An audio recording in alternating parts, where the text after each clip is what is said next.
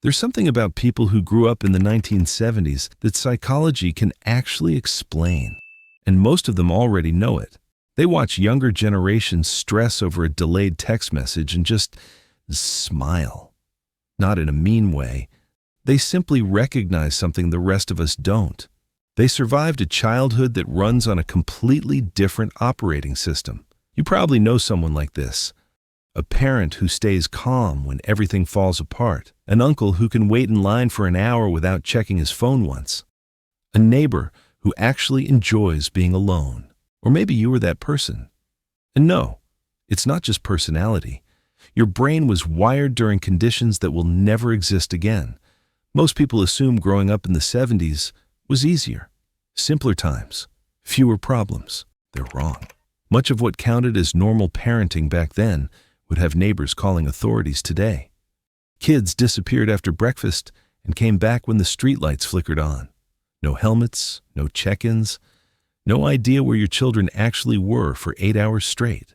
Dangerous? By modern standards, absolutely.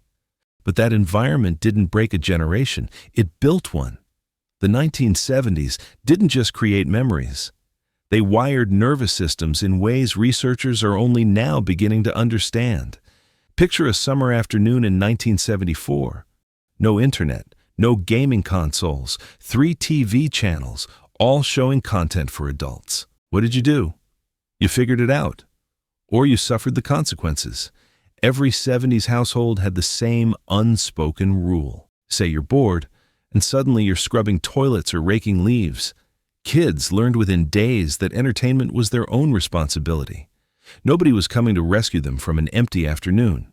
Researchers call this unstructured time. When children create their own stimulation, their prefrontal cortex develops differently.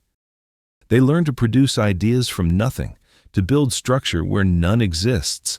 Modern kids get scheduled activities and screen time. 70s, kids got a backyard and a warning not to complain. The result? Adults who don't fall apart when plans collapse, who actually enjoy moments with nothing to do, whose brains learned that boredom isn't a crisis. It's where original thinking begins. Kids in the 70s got hurt, constantly. They climbed trees that had no business holding their weight, rode bikes down hills that should have killed them, threw rocks at each other for fun, built ramps for jumps that ended exactly how you'd expect. Parents saw the blood and handed over a bandage, maybe some iodine if it looked serious, then sent them back outside. Every scar told a story. Every broken bone was a lesson that didn't require a lecture. Neuroscientists call this a calibrated risk assessment. Your nervous system learned to separate real danger from temporary discomfort. It learned that pain fades. That fear is data, not a stop sign. Today, there's a term for people who panic at minor inconveniences. In the 70s, that simply wasn't an option. When chaos happens now, 70s kids don't freeze. They've already survived worse. If you wanted to watch your favorite show in 1975, you waited until Thursday at 8 p.m. Miss it? Wait for summer reruns. Maybe. Wanted a song? You sat by the radio for hours hoping the DJ would play it. Wanted to see your photos?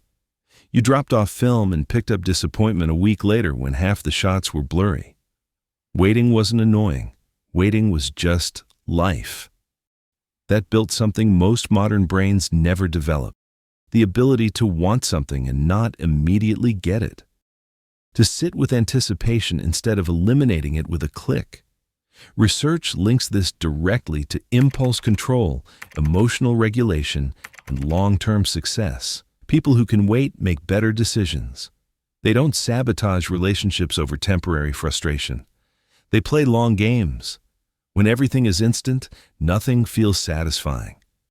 70s kids know what real anticipation tastes like. That's why quick dopamine hits feel empty to them. Before constant connectivity, being alone was just part of existing. You came home to an empty house, spent entire afternoons in your room with nothing but your thoughts and maybe a record player. Nobody worried. Nobody called it loneliness. It was just called Tuesday. That taught an entire generation something younger people often struggle with: how to be comfortable inside your own head, how to exist without external validation, how to think without performing those thoughts for an audience. Researchers ran a study where people chose between sitting quietly for 15 minutes or giving themselves electric shocks. A surprising number chose pain over stillness. 70s kids would find that bizarre. They spent years learning that silence isn't threatening, that being alone and being lonely are completely different experiences. Once you master your own company, you never need someone else to complete you. The 1970s treated children like small humans, not fragile packages. At 8 years old, your morning instructions were simple: be home when it gets dark. That was it. No GPS, no texting your location, no parents tracking your movements through an app. You biked to creeks nobody knew about, wandered through woods alone, knocked on doors of houses you'd never seen before. Sometimes, strangers handed you a sandwich just because you looked hungry, and that was considered kind, not suspicious. By current standards, completely irresponsible. Back then, it was just how you raised kids. This wasn't neglect. It was trust. That trust communicated something powerful. You are capable. You can handle problems. You don't need supervision to make decent choices. Developmental psychologists call this autonomy support.